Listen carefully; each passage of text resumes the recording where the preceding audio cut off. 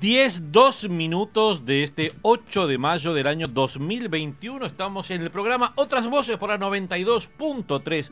Maravillosa música y seguimos con las entrevistas, con los testimonios, con los llamados telefónicos y tenemos, por supuesto, como lo habíamos prometido en este día tan magnífico y maravilloso, la primera entrevista radial. Bueno, acá como lo prometimos, tenemos a nuestro primer entrevistado. Él es Juan José Gómez Centurión, argentino, 62 años, casado, licenciado en Organización Estratégica y Logística. Tiene padre e hijo de 5 nietos.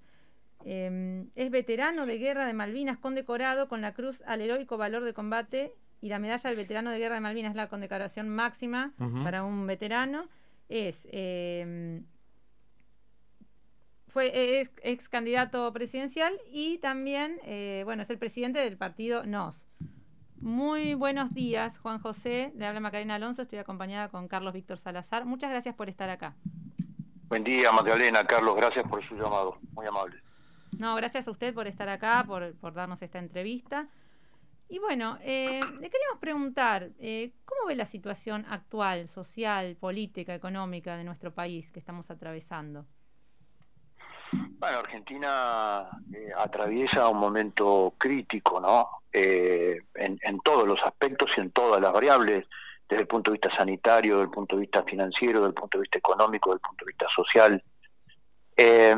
Acá, digamos, hay factores que tienen que ver con el agravamiento de una situación que ya venía pésima para la Argentina de las últimas décadas, agravada por este fenómeno global muy mal manejado desde nuestra dirigencia política con el tema de la pandemia. Y esto va generando una situación social ya insostenible, digamos. Estamos viendo reacciones sociales ya de carácter espontáneo, digamos, ¿no? De mucho temor, de mucha angustia, de mucha frustración, y la frustración lo que trae siempre es enojo, ¿no? Así es, así es. Y usted lo escuché en una entrevista en un programa local, donde usted hablaba de que el problema de Argentina es más que político, es moral. ¿Nos puede explicar axiológico? Eso? Claro, claro. ¿Nos Tal puede cual. explicar eso, ampliar?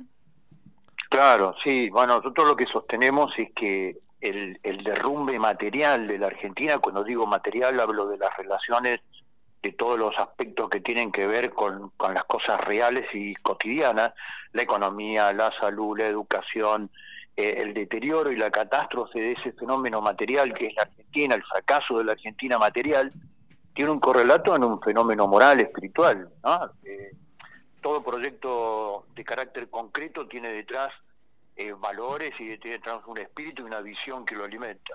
Entonces el problema de la Argentina es moral, porque la clase dirigente argentina rompió, se divorció de los valores fundacionales de la Argentina que están en el preámbulo de la Constitución y que hicieron de Argentina un país que sorprendió al mundo, que trajo más de 4,5 millones de inmigrantes de todos los países del mundo, de todas las religiones, de todos los credos, a convivir prósperamente en la República Argentina. Y esos valores eran claros, están en el preámbulo de la Constitución. Dios como fuente de toda razón y justicia, respeto a Dios, orden institucional, orden público, trabajo, producción, todo eso en las últimas décadas nuestra clase dirigente política lo destruyó y transformó a la Argentina en esto. Pero el trasfondo del fracaso de las relaciones concretas, diarias, de todos los días, es un fracaso moral. Entonces nosotros tenemos que ir hacia los valores que hicieron grande la Argentina y que ya probamos que son exitosos, que generan un modelo de convivencia mejor, que generan un modelo de sociedad de prosperidad, donde cada individuo tiene la posibilidad de desarrollarse, una educación de lujo como tenía la Argentina, que generaba una dinámica y una ascendencia social tremenda en la Argentina. Bueno, todo eso está destruido, hay que volver esos valores. Gracias. En la coincidencia o desde la coincidencia de que el gran problema de la República Argentina es un problema axiológico, ¿cuáles serían esas medidas desde tu banca, Dios mediante, esperemos que la logres, tu banca en el Congreso Nacional, para recuperar esta Argentina que nos acabas de comentar y que lamentablemente hemos perdido? Sí, bueno, esto no se logra desde una banca, ¿no? Un hombre solo es nada más que solo un hombre, ¿no? Claro. Entonces nosotros lo que pensamos es que este año tenemos que llegar al Congreso con 6, 7 bancas, desde NOS, de distintas provincias, y conformar un paquete de leyes que tengan que ver con eso. La primera ley que nosotros llevamos al Congreso claramente apunta estrictamente a esa escala de valores, que es una ley que ya está en proyecto de ley en una página que es firmanos.com.ar, que hoy es una iniciativa popular, y que es transformar cualquier metodología del aborto en la Argentina en adopción prenatal. Reemplazar cualquier metodología del aborto que aduce la necesidad de ayudar a una mujer en crisis con su situación de maternidad en un modelo de adopción prenatal, que ya hay fallos que son jurisprudenciales, digamos, en la Argentina. Eso como primer marco moral importante, el valor de la vida del niño por nacer, digamos, ¿no? Uh-huh. Y de ahí llevar transformaciones a la normativa laboral, llevar transformaciones al sistema eleccionario argentino. Es imposible que tengamos una clase dirigente mejor con este modelo de elecciones y con este modelo de selección de autoridades públicas, que es tramposo, que es amañado, con el tema de las boletas, promover la producción. Cuando, Carlos, si usted se fija el presupuesto nacional, el 15,4% del presupuesto está dedicado a política de género, y menos del 1% a promover la producción en la Argentina. Eso es la escala de valores de nuestra clase dirigente. Esa, exactamente, ahí queda plasmada en un tema concreto que no hay que explicarlo demasiado. No, son números concretos y reales. Claro, entonces digo, hay cosas que son muy fáciles de hacer si los dirigentes argentinos en un momento dado toman aire, tienen un minuto, un segundo de patriotismo y piensan en la generación que viene y no en la elección que viene, ¿no? Tal cual, y para que, bueno, obviamente pensemos en 6, 7 bancas, quiera más también, tanto a nivel nacional, provincial y, por qué no, municipales. ¿Está pensado algún tipo de alianza con otros partidos? ¿Está logrado esto? En la provincia de Buenos Aires, ¿cómo está el partido también? Bien, ya estamos muy avanzados, ya tenemos la presentación de todo lo que es adhesiones, estamos esperando la salida de la situación de transitoriedad del partido, y ahí ya tenemos todas las afiliaciones listas para presentar. Nuestra estrategia de alianza, Carlos, es simple, porque las elecciones de este año, las dos maquinarias electorales de los dos lados la quieren nacionalizar, pero son elecciones provinciales. Claro. Las provincias eligen representantes. Entonces nosotros hemos desarrollado un amplio marco de alianzas provinciales, con partidos provinciales, no con las maquinarias electorales nacionales. Bien. De la política líquida, digamos, ¿no?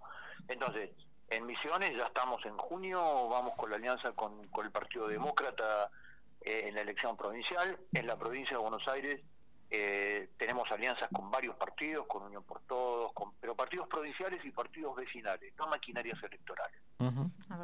Y aquí en la provincia de Buenos Aires, ¿cómo está? Porque, bueno, nuestra llegada es especialmente en la provincia de Buenos Aires, que llegamos a todo el mundo a través de las redes sociales, pero bueno, si queremos pensar a nivel de la provincia de Buenos Aires y en esta zona norte del conurbano, en este distrito primero electoral.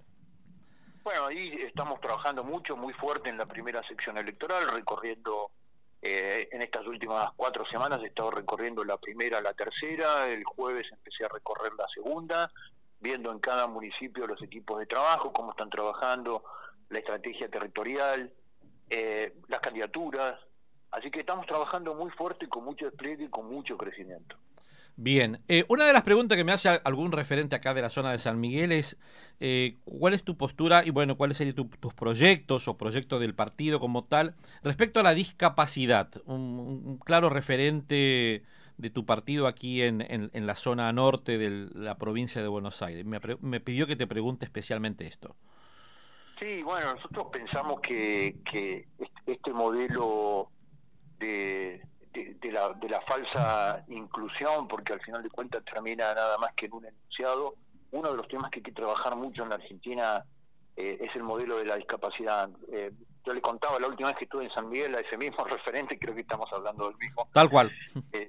Yo he trabajado mucho en la ciudad de Buenos Aires, cuando estaba en la agencia de control de la ciudad de Buenos Aires, fui con un premio el primer organismo que logró cumplir con el 5% de discapacidad, de inclusión de discapacidad en su nómina, digamos, ¿no? La discapacidad es una una forma de incluir gente con una capacidad distinta, digamos, ¿no? Yo ya en el ámbito de la empresa privada y en el ámbito de lo público, lo que vi que personas que tienen una situación de discapacidad desarrollan otra capacidad complementaria superior a los que nos decimos que no tenemos discapacidades, ¿no? En el ámbito de la empresa pública, yo armé programas, por ejemplo, adentro de bóvedas de conteo de dinero con no videntes o call centers con no videntes, o personas sin capacidad auditiva para hacer el monitoreo y el conteo de stock. En fin, hay una cantidad de capacidades que desarrollan complementarias. Yo tengo mucho contacto con el tema de la discapacidad por mis queridos veteranos de guerra, digamos, ¿no? Claro. Con lo cual convivo con mucha gente que por temas de mutilaciones en la guerra ha desarrollado un espíritu, un temple que el resto de las personas no llegamos ni siquiera a medir, digamos, por la posibilidad de superar algún tipo de invalidez. Así que vamos a trabajar mucho en ese sentido y vamos a desarrollar una buena normativa para hacer un modelo de inclusión real sobre el tema de la discapacidad y no un enunciado de naturaleza política, digamos, ¿no? Tal cual. Claro, tal cual. más allá del enunciado.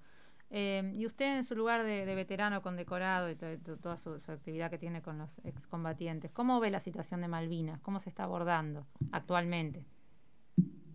Pésima, porque es la continuidad de 39 años de idas y vueltas sobre la negociación de Malvinas.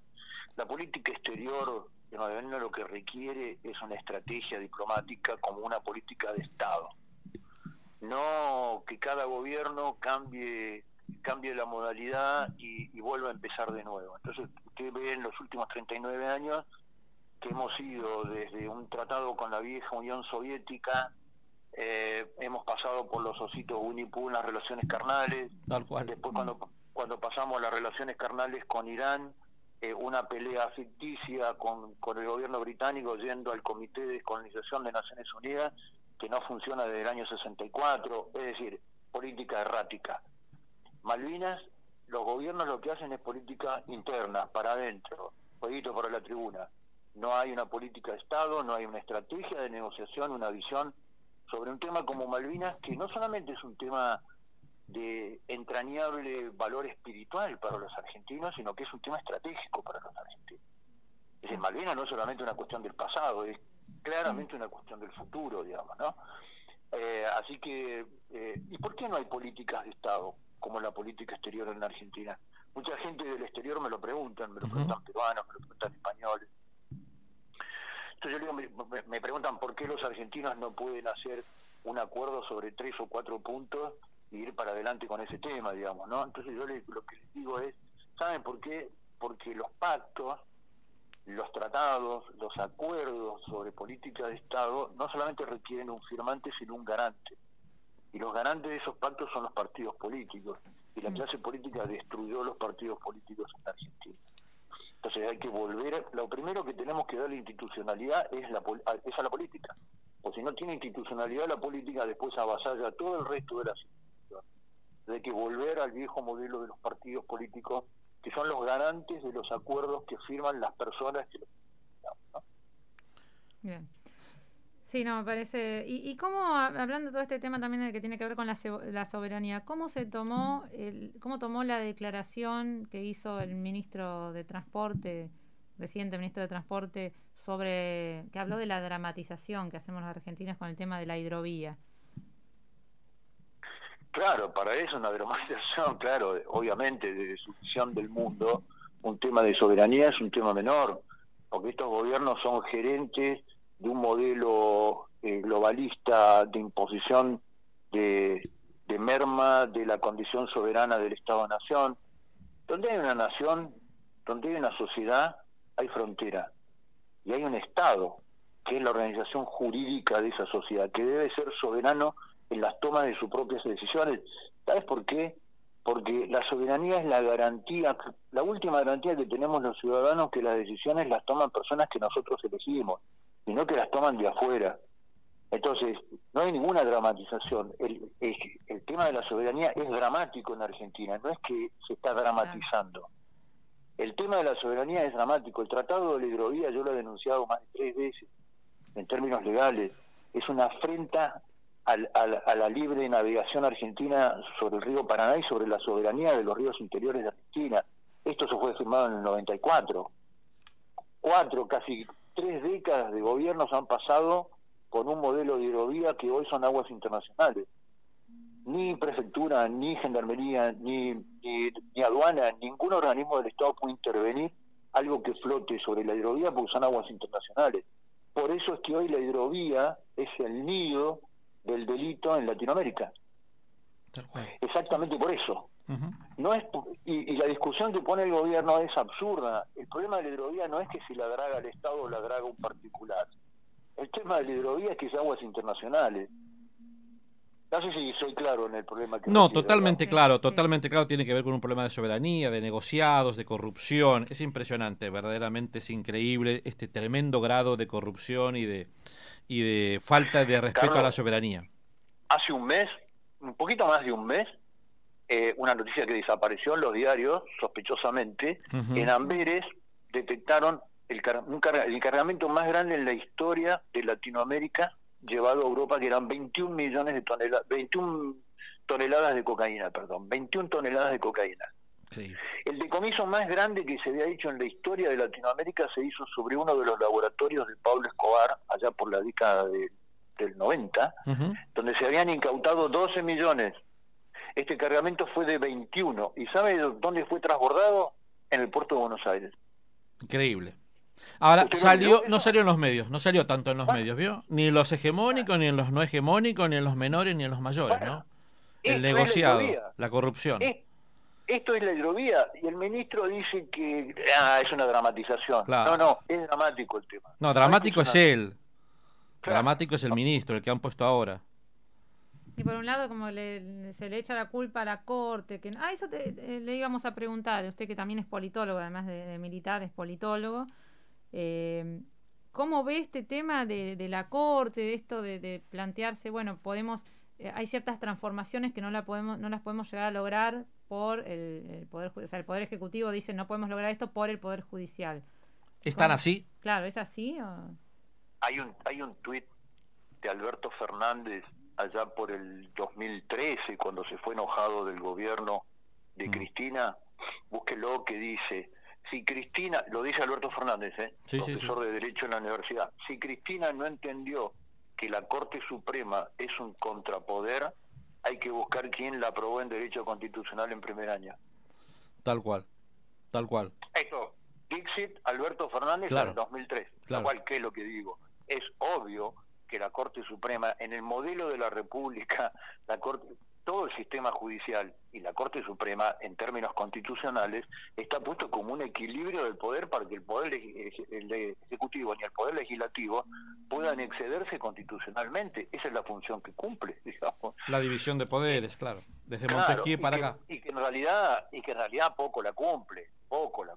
La cumple en grado extremo cuando el poder ejecutivo pretende decir la ciudad de Buenos Aires no es un Estado nacional, digamos, cuando claramente en la Constitución a partir del 94 es un Estado, es una provincia como Santiago del Estero, como cualquier otra provincia. Exactamente. Entonces, cuando el Poder Ejecutivo plantea cosas absurdas, es absolutamente razonable y lógico que la Corte diga, no, mire señor, legalmente corresponde que sea así. Es la función de la Corte. ¿Usted cree que de todas maneras hace falta una reforma judicial? No, en términos que lo presenta el kirchnerismo o que lo presentó el macrismo durante el gobierno de Cambiemos, no.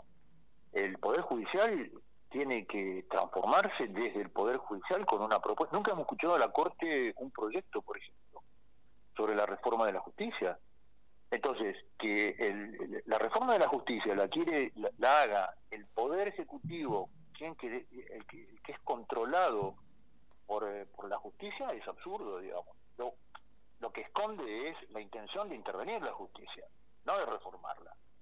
Entonces, a mí me parece que todos los temas y todas las instancias de mejora sobre el mecanismo de justicia en la Argentina, hay que llamar, lo que podría hacer el Ejecutivo, por ejemplo, es llamar a un Congreso. como, ¿se acuerdan como Forsyth cuando quiso reformar la educación? Llama un congreso, llama a los mejores especialistas, las conclusiones del congreso y se los manda a la justicia. Dicen, mire si querés, mire lo que dice la ciudadanía sobre esto, pero no un proyecto del Poder Ejecutivo mandado, entregado su medianoche al Congreso. Y hay mucha diferencia, porque si la reforma de la justicia la impulsa el Poder Ejecutivo para dominar la justicia, no es lo mismo que un grupo de especialistas de todo el mundo en un Congreso digo, mira, la reforma que necesita la justicia son estas y mandárselo a la justicia para que las haga. Tal cual.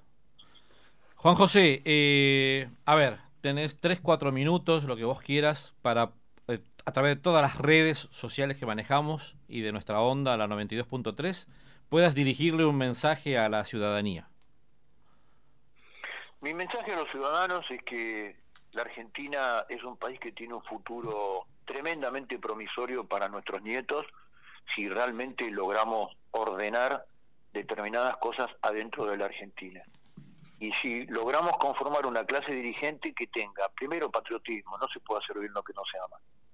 Segundo, digamos que tenga habilidad moral, que tenga integridad y que tenga una trayectoria de transparencia para poder hacerlo bien y en forma honesta. Y tercero, que tenga idoneidad técnica para manejar el futuro de la Argentina. Dentro de este modelo político en la Argentina, donde la propuesta de una de las maquinarias electorales es para que la Argentina sea posible, el otro no tiene que estar y el otro te dice, votame a mí porque si no viene el otro, siempre es la Argentina sin el otro, la Argentina no tiene futuro. Nosotros lo que proponemos es un proyecto de nación para los 45 millones de habitantes, para sus hijos y para sus nietos. A Argentina le falta población. Argentina tendría que estar pensando en una inmigración de por lo menos 4, 5, 6 millones de personas para que en su desarrollo aporten el trabajo necesario para la Argentina. Entonces la Argentina es un país absolutamente posible. La crisis de la Argentina en la profundidad que tiene, con un proyecto de nación y un proyecto de país, es transformable, no en el corto plazo, pero en el corto plazo ya se pueden empezar a ver resultados. Y ahora este año del 2021 lo que tiene que dar la población es un mensaje claro a la política tradicional de estas dos maquinarias electorales buscando opciones nuevas, y nosotros somos una opción nueva en la política. Gracias. Juan José Gómez Centurión, candidato en esta oportunidad a futuro, pero un hombre preclaro, claro, y aparte un ejemplo de persona con todo lo que ha desarrollado y ha defendido nuestras Malvinas y nuestra patria. Así que muchísimas gracias. Muchas gracias por tu presencia. Y hasta la próxima ocasión. Hasta la próxima, muchas gracias. Bueno, vamos a un tema, ¿no? Vamos a un tema musical.